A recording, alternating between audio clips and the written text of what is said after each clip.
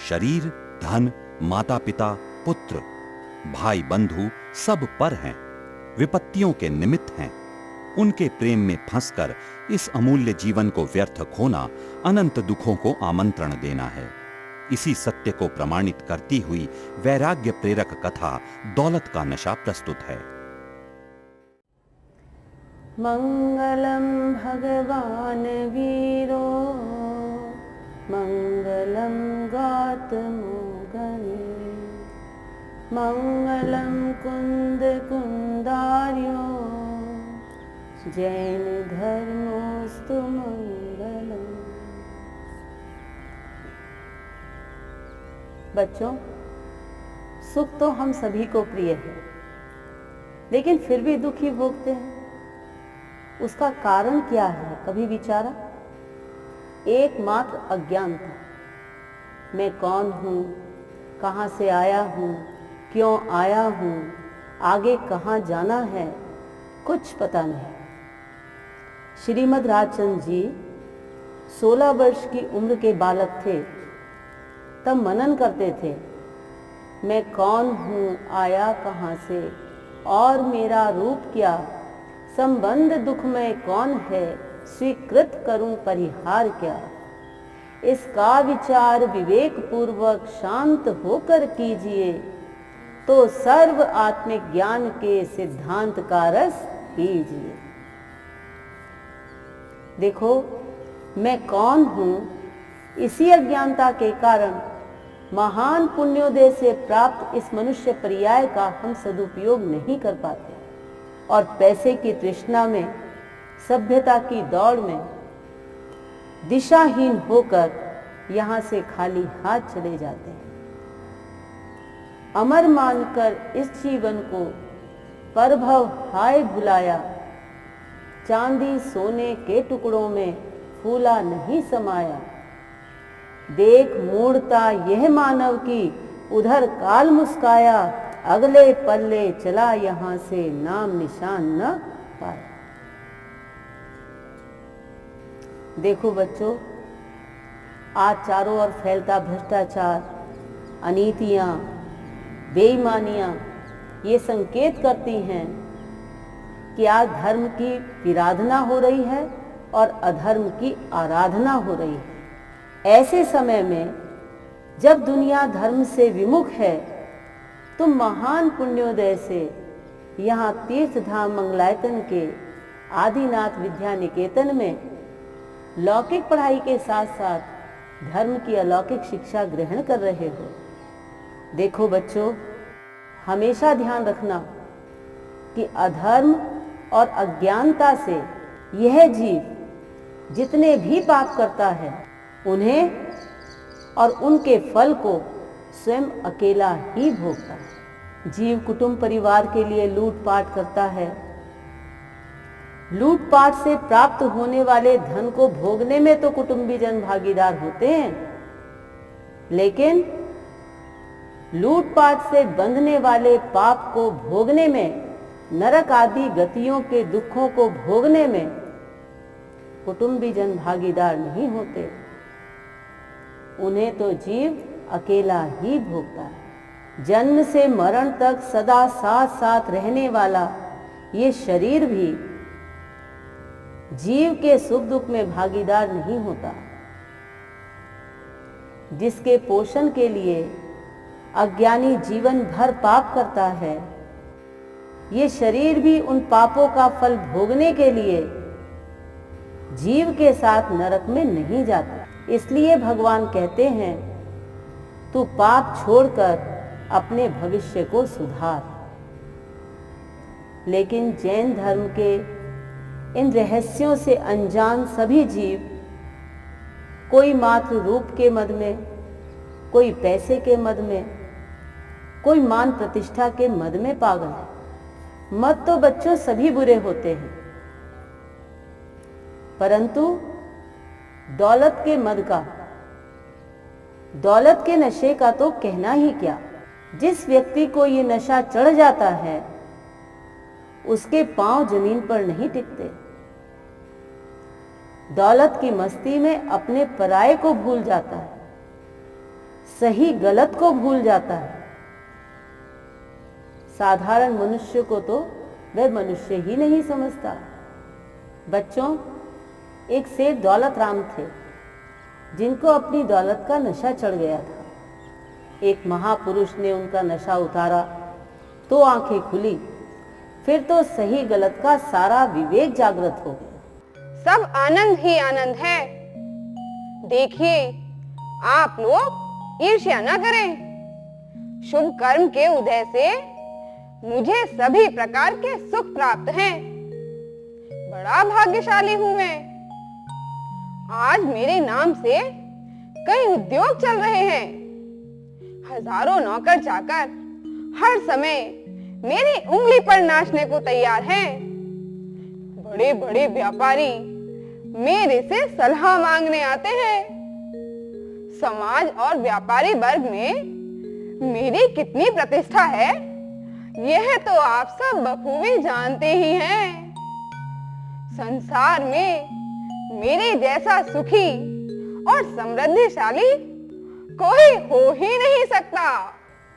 बच्चों, सेठ जी के घर में प्रवेश करते ही चारों ओर से सेठ जी की सेवा शुरू हो जाती है।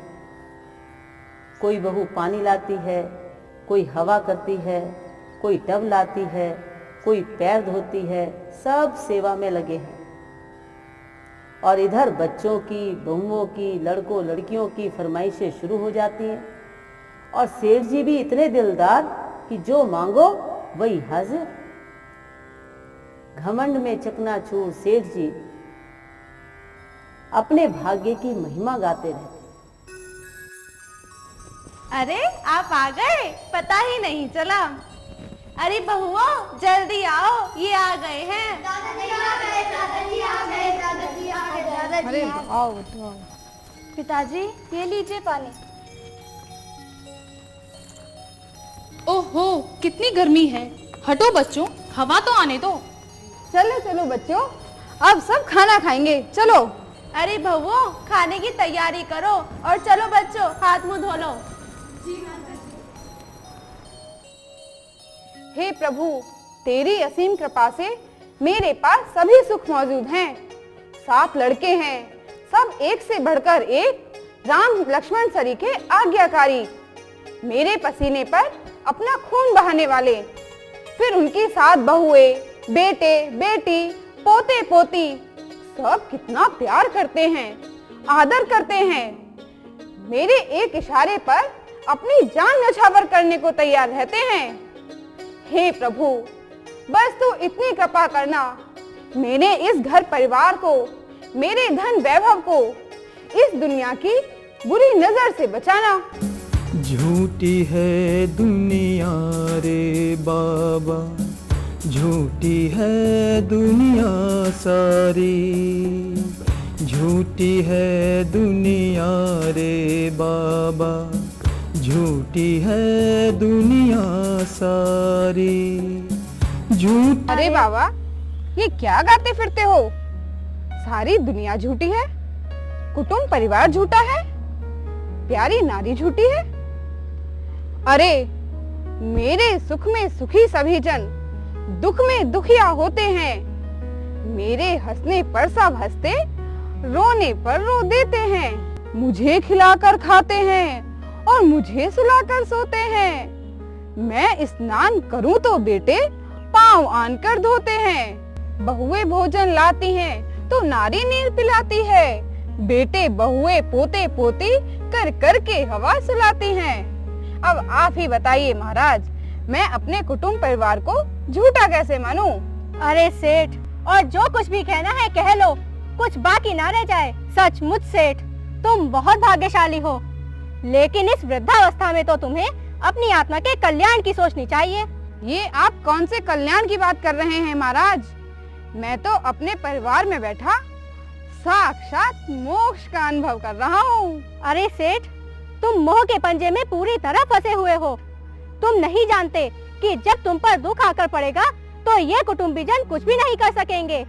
स्वार्थ के सब साथी हैं, दुख में कोई काम न आएंगे और जीवन दीपक के बुझने पर सब दूर खड़े रह जाएंगे।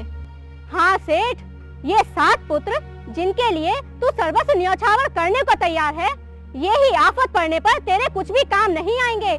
और तेरी सेठानी जो आज तेरी प्रतीक्षा में आंखें बिछाए बैठी रहती है, समय पड़ने पर वह भी आंखें फिरा लेगी। नहीं नहीं, ऐसा हरगिज नहीं हो सकता। नहीं हो सकता तो परीक्षा करके देख लो, जगत की सत्यता को आंक लो, ले कर परीक्षा तुम। रहो दुनिया के दलदल में या ले लो शीघ्र दीक्षा तुम। तो फिर बतलाइए महाराज, मुझे क्या करना है? देखो सेठ, अभी तुम पेट दर्द का बहाना बनाकर खूब तड़पना और फिर मर जाना, और जब तक मैं न आ जाऊं तब तक मुर्दे की तरह पड़े रहना। फिर मैं आकर बतलाऊंगा कि ये कुटुंबीजन कितने सच्चे हैं। बहुत अच्छा महाराज, अभी लीजिए। बच्चों, सेठ जी आह आह करके चिल्लाते हैं, करहाते हैं, मुर्दे की तरह पड़ जाते हैं। घर वालों का रोना चिल्लाना शुरू हो जाता है। सभी अपने अपने स्वार्थ की सोचते हैं। सेठानी सोचती है मेरी जिंदगी कैसे चलेगी, कौन साड़ियाँ लाएगा। बहुएं सोचती हैं कौन गहने बनवाएगा, और लड़के सोचते हैं अब हमारा व्यापार कैसे चलेगा। इतने में महात्मा जी पहुंच जाते हैं।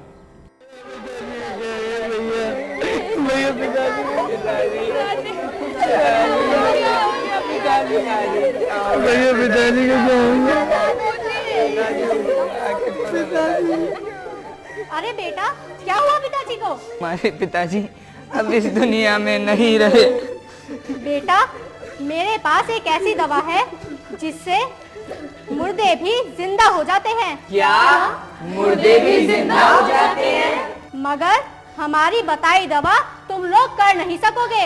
हम कुछ भी कर सकते। अच्छा, तो जाओ एक कटोरा पानी ले आओ।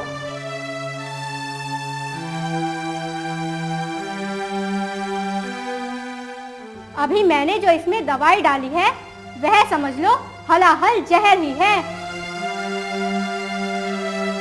अब तुम में से कोई इसे पी जाओ और सेठ जी तुरंत जिंदा हो जाएंगे। लेकिन बच्चों, सभी पीछे हट जाते हैं। लड़के कहते हैं हम कैसे मरें, हमारे पीछे भी तो बाल बच्चे लगे हैं। सेठानी कहती है मैं तो विधवा होकर ही जी लूंगी, ये मरें या जिए मुझे क्या, जब मैं ही नहीं रहूंगी। जब लड़कों और सेठानी की ये बात है तो बहुओं की और पोते पोतियों की तो बात ही क्या। अब साधु बाबा सेठ जी से कहते हैं उठो सेठ, अब तो आंखें खोलो। खुल गई महाराज, मेरी आंखें खुल गई। अब मैंने इस दुनिया को देख लिया है। यह दुनिया कितनी झूठी है, कितनी स्वार्थी है।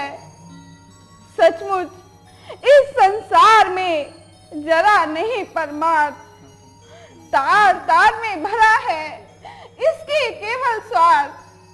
सेठ, इस परिवार के मोह जाल में फंसकर तू अपना जीवन क्यों व्यर्थ कर रहा है?